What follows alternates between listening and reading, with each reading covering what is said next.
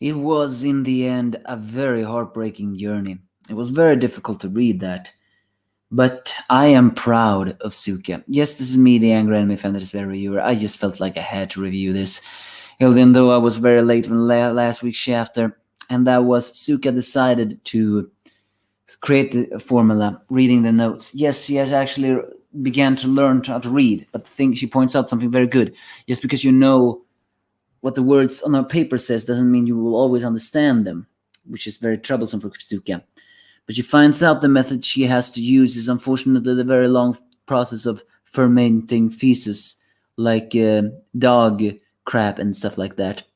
And she knows that no matter how many times she will do it, she may fail, but she will always pull through. And so she keeps doing it over and over again, over and over, until 5 years has passed. And in those 5 years, she pours the revival formula on Senku, reviving him as he sees a much older Suka. Seeing this is a little bit bittersweet. The cute child has now grown to a young woman that is almost the same age as Kohaku now. How old was Suka? 10, 11? If that's the case, then she's 15, 16 here. As Senku praises her for the hard work and the fact that it went faster than before, Suka can only cry as she hugs him. Then we get to chapter 197. Sorry, that was a fast read of it all. The emotion in 196 was there. And I'm very proud of Suka. She pulled through. She had the ultimate willpower to do it. She was the lone child of it all. But she pulled through. She's amazing. And without any doubt, one of the best characters in Dr. Stone. And she also mentions that it was a very long time from doing all this. And Senku includes that it's indeed very long. But he still praises her because it's very long. But it was for the best. However, Senku whips up a formula very quickly in one day. Because here's some very strange things. It actually turns out that he still had the platinum. He still had it. Granted, Suka could not have made the nitric acid from the platinum. Because, well, that's too difficult to understand. Even for her. But, yeah. I thought he lost the platinum. But then they spend the next half a month to create alcohol. And that they need to ferment it. And so in about 16 days, they have created 16 different doses. The next to revive is Kohaku. As Suka confirms that she is Suka, although Kohaku of course recognizes her, she says that maybe she's too old for a hug.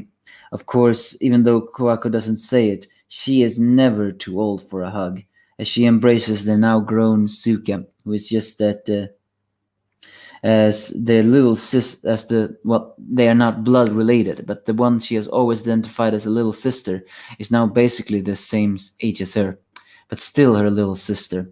As they embrace in a hug, that is still a very emotional scene, because all Suka wanted was to get a hug from Kohaku again, and now at long last she could get it. And so the rest are revived as well, including Luna at all. The strange thing is here that in this page it doesn't seem like Mitsuhige or Ginro are revived, but I thought weren't they collected the same way as the others were? Either the author forget that or something else happened. Of course, everybody is so very happy of being revived, as well as many as well as being the fact that the old fossil is still Kazuki is still feeling like he could actually see the end of the days. And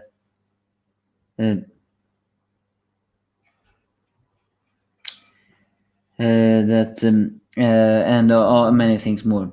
Also saying that maybe they will live on to the age of time. Finally, that also not finally, but also the fact that Kohaku could be revived, as well as Tsukasa is also revived, showing that yes, even though in the mortal wounds they could be saved. But then he points out one thing else. Has he revived Hyuga yet? He hasn't, but he's about to. And he pours down the thing, and Hyuga actually revives, despite the fact that Tsukasa said that he was most likely dead. And Tsukasa praises everyone.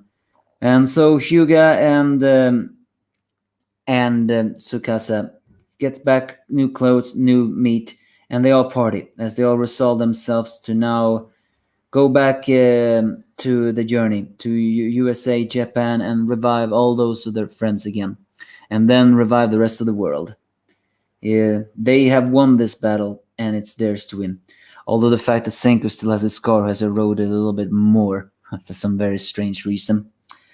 But then, he hears from the world's most silver tongue that Tsukasa want to talk to him, but he doesn't realizes, or maybe he does realizes that Chrome is actually listening because he was going to take a leak nearby. And here the Tsukasa confirms that he knew that Hyuga was dead, and now he is revived. So, what does that mean? Well, it means that the theory that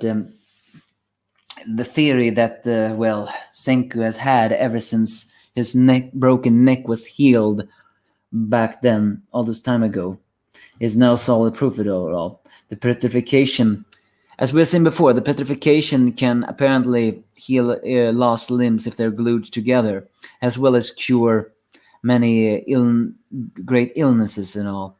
But now its greatest and most dangerous ability is arguably the ability to nullify even death, meaning that anyone who has died and been petrified can actually be brought back to life. Perhaps including all those petrified people from way back in Mutsuhide's time. Unless, of course, granted, Senku doesn't confirm here if that means all, because he said before that if a stone statue is too eroded, they can't be revived because, well, it's too eroded. But now he's suddenly saying that the device can actually negate death. Either he's saying that only applies to statues that are in good condition, even if the character were dead, or he is implying that it doesn't matter, that all of his previous theories about the statue being eroded cannot revive the dead was wrong. And that basically means that all in humanity are basically now immortal. The wise man stuck to stone. It's the scientific taboo, not meant for humankind. The forbidden fruit. The power to revive even the dead. The young dead, maybe. Maybe even those that have passed on. Well, that is very dangerous. And the fact that Chrome overhears it almost gives me some strange villain vibes. Is he going to be reacting very different to this? But if that is an ability that can nullify even death, then yes. I have a feeling someone will want to have that kind of power. To themselves, mind you.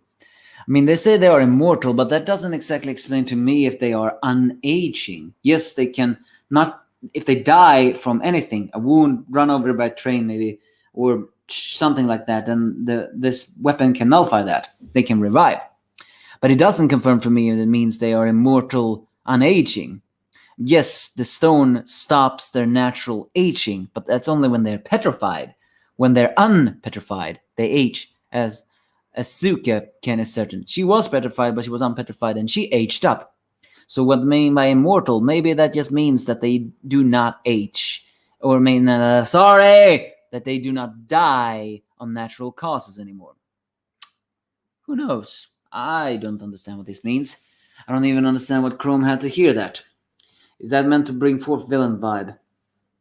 Either way, this long, insufferable arc of the South America is finally concluded. Finally, was one of the worst arcs I ever read from Dr. Stone. Seeing everyone just dying like that was so painful. It warms my heart to see that it's not in vain. Everyone can revive. But it still doesn't answer the question on what we're going to do next. They say that they're going to revive everyone. But what haven't happened to the Perseus? Is it still there? It's been 5 years without any, no, 7 years without any maintenance. So really that ship must have some rust by now? Or maybe some wild animals moved in. Do we even know what happened to the ship? I don't. So give me your thoughts if you have any.